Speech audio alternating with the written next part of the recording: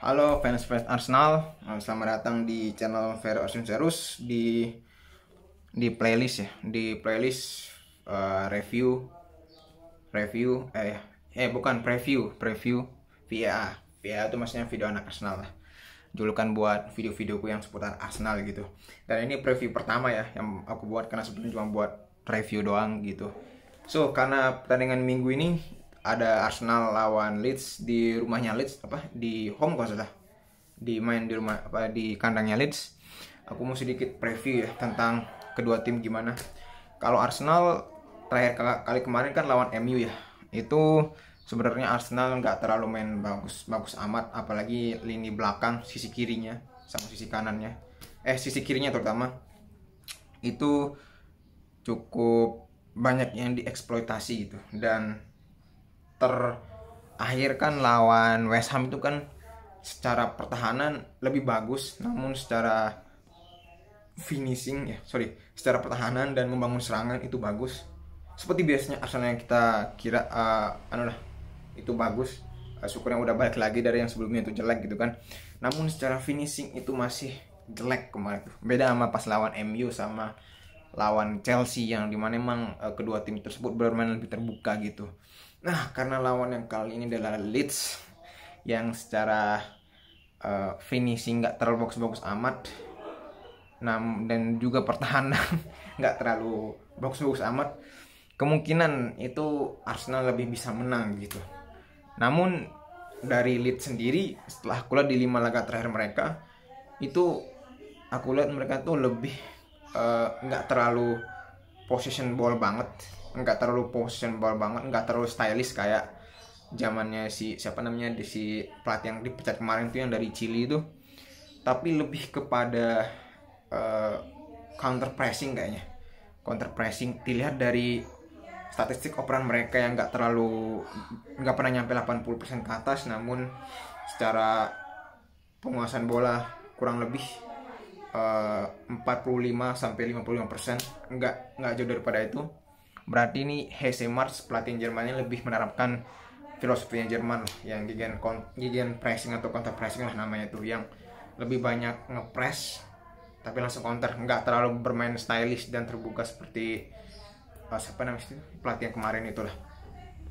Nah, kemungkinan Leeds bakal bermain agak lebih terbuka dan mungkin dia parkir bis, atau mungkin bisa saja Leeds main parkir bis seperti halnya Everton yang tiap kali ingin bermain lebih terbuka namun gagal, terus akhirnya bermain lebih parkir bis akhir-akhir ini untuk menjaga asa dari keluar dari zona degradasi ya, zona degradasi.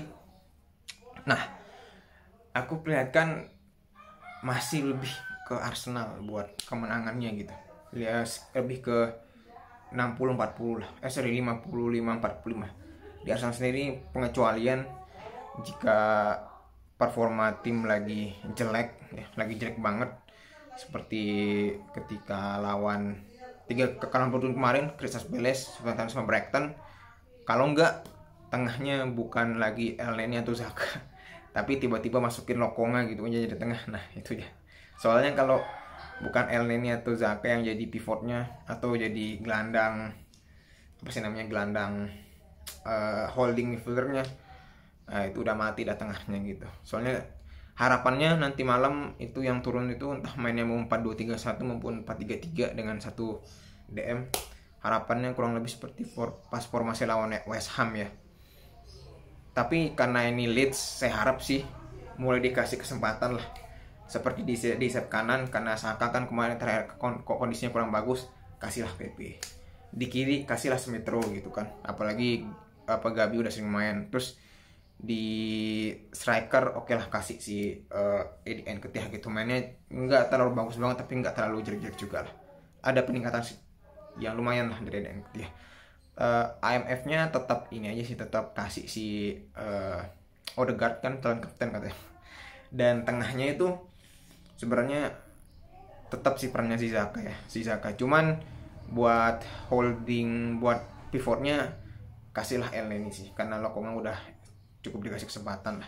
Kirinya masih si Tavares ya, ini anak emang bagus secara nyerang tapi secara pertahanan agak masih perlu belajar. Kalau kanan udahlah kasih si Tomiyasu lagi lah. Buat tengah, dua tengah, karena kemungkinan Ben White belum bisa hadir, kayaknya masih duetnya Gabriel sama Anu. Dan kiper sebenarnya sih ya kasihlah siapa namanya si Leno gitu. Kalau dari Leeds kayaknya yang perlu diwaspadai emang apa namanya, transisinya mereka ya, transisi penyerangannya mereka. Tapi karena mereka biasanya agak kurang bagus di finishing karena kualitas pemainnya ya bisa ada jeblok gitu. Oke, saya nggak bisa prediksi skor, tapi kayaknya ini nggak lebih dari antara di atas 4-0 seperti pertemuan terakhir mereka. Kalau nggak ya beda selisih 1 gol lah. Kalau nggak 1-0, 2-1, 3-2 gitu-gitu. Oke, tujuan dari aku, salam Gunners.